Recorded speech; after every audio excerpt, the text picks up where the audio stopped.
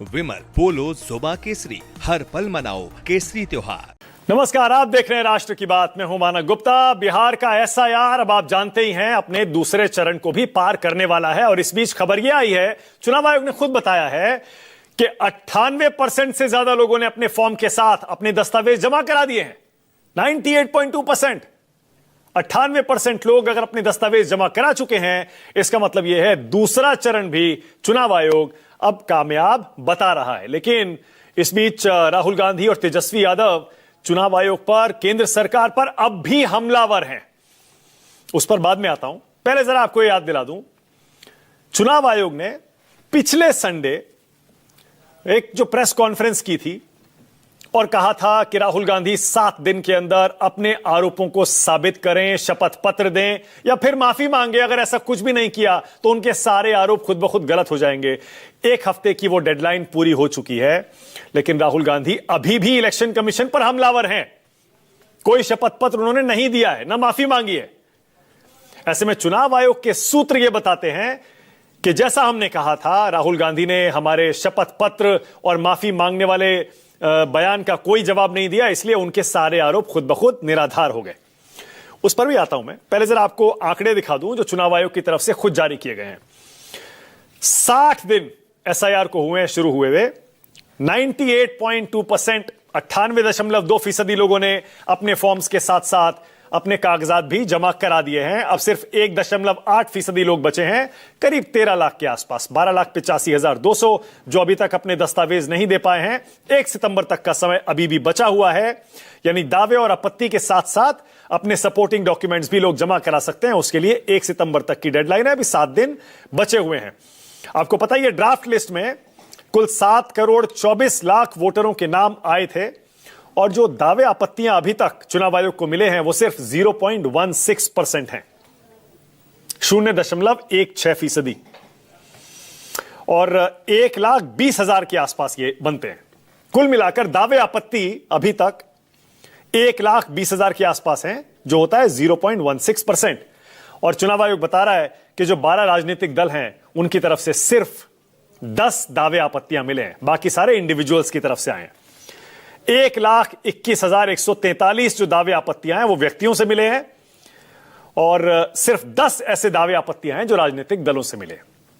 याद करिए, पिछली सुनवाई पर सुप्रीम कोर्ट में यही मुद्दा उठा था, जब सुप्रीम कोर्ट ने भी कहा था कि आप लोगों के बीएलएस क्या कर रहे हैं, वो क्यों नहीं लोगों के क्लेम्स एंड ऑब्जेक्शंस में मदद करते और उनके नाम जुड़वाने के लिए फॉर्म भर के देते। और जो बार बार एक और सवाल किया जा रहा है कि ये डिलीशन की एक्सरसाइज है, सिर्फ नामों को निकालने के लिए एसआईआर किया जा रहा है। चुनाव आयोग ने एक और आंकड़ा दिया। चुनाव आयोग का कहना यह है कि इस बार अभी तक एसआईआर में 3,28,847 नए वोटर भी अपने फॉर्म जमा करा चुके हैं। जो 18 साल के हुए हैं उनके 3,28,847 फॉर्म आ गए हैं, यानी ये नए वोटर बनेंगे। तो जो लोग कह रहे हैं सिर्फ डिलीट किए जा रहे हैं नाम, वो पूरी तरह से गलत हैं, ये चुनाव आयोग का कहना है। अब आगे क्या होगा, जरा जल्दी से ये भी जान लीजिए। 1 सितंबर तक की डेडलाइन है, जैसे मैंने बताया था। 1 महीना पूरा हो रहा है क्लेम्स एंड ऑब्जेक्शंस के लिए और सपोर्टिंग डॉक्यूमेंट्स देने के लिए। 1 सितंबर आखिरी तारीख है। उसके बाद 30 सितंबर को फाइनल वोटर लिस्ट आ जाएगी और उसके बाद भी उसमें अपील कर सकते हैं लोग अपने नाम जुड़वाने के लिए, किसी और का नाम भी जुड़वाने के लिए या फिर कटवाने के लिए। अब बिहार के जो वोटर्स हैं उनके लिए खास तौर से जरा याद दिला दें, आधार जो लोग अपना नाम जुड़वाना चाहते हैं उनके लिए 65 लाख जो नाम कटे हैं, सुप्रीम कोर्ट ने साफ कहा है कि अगर आप अपने नाम जुड़वाना चाहते हैं और आपका नाम उन 65 लाख लोगों में है जिनका नाम कट गया था ड्राफ्ट वोटर लिस्ट में, तो आप आधार भी जमा कर सकते हैं। और आधार के साथ साथ आप जानते हैं जो 11 डॉक्यूमेंट्स की लिस्ट है उसमें ड्राइविंग लाइसेंस है, बैंक की पासबुक भी है, बिजली पानी बिल भी है।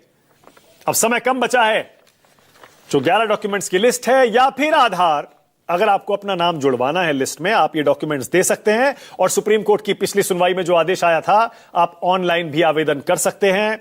1 सितंबर तक की डेडलाइन है, जल्दी करिए। अब सुप्रीम कोर्ट में पिछली जो सुनवाई हुई उसके बाद तेजस्वी यादव और बाकी राजनीतिक दल भी लगता है एक्शन में आ रहे हैं।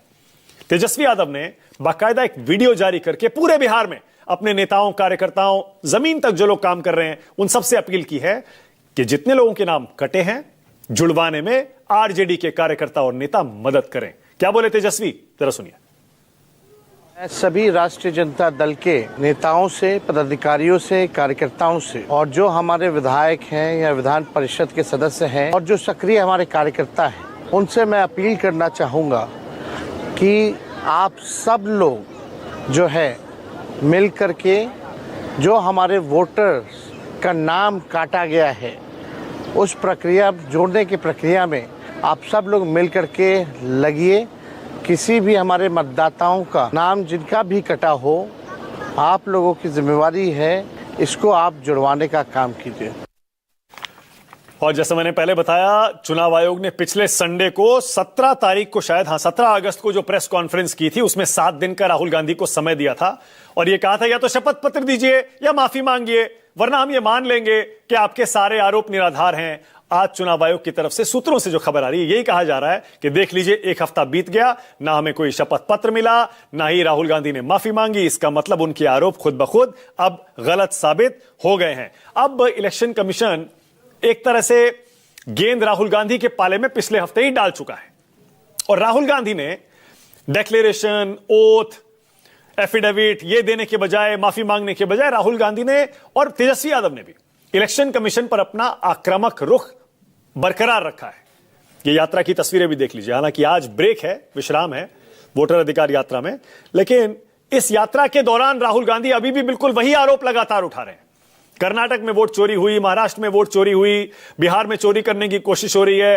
राहुल गांधी और तेजस्वी यादव यहां तक कहते हैं पूरे बिहार में हम जहां भी जा रहे हैं बच्चा बच्चा कह रहा है वोट चोर, गद्दी छोड़।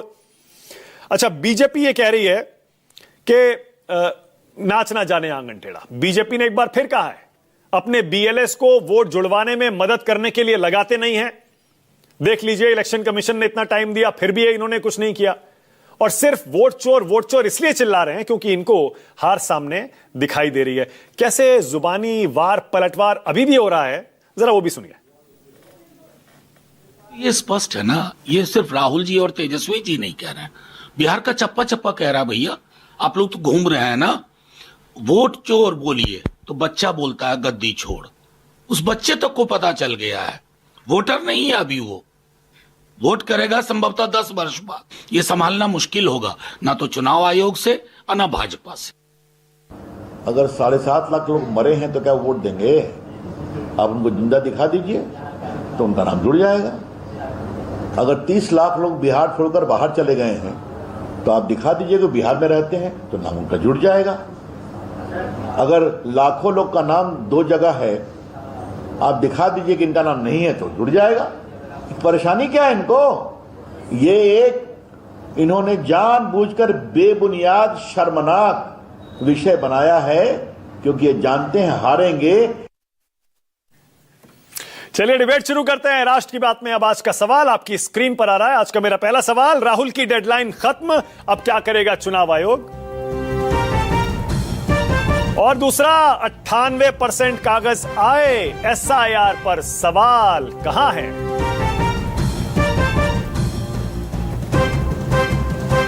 आज राष्ट्र की बात में बीजेपी से के शर्मा, कांग्रेस की तरफ से सुरेंद्र राजपूत, दोनों को स्क्रीन पर लाइए। आरजेडी से शक्ति यादव और जेडीयू से अभिषेक झा भी आ गए।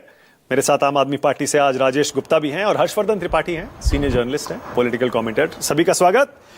सुरेंद्र भाई, आप ही बताइए, 7 दिन हो गए, ना कोई डिक्लेरेशन दिया, ना एफिडेविट दिया, ना माफी मांगी। आपके आरोप खुद ब खुद गलत हो गए, 1 हफ्ता हो गया, डेडलाइन खत्म। सुरेंद्र राजपूत।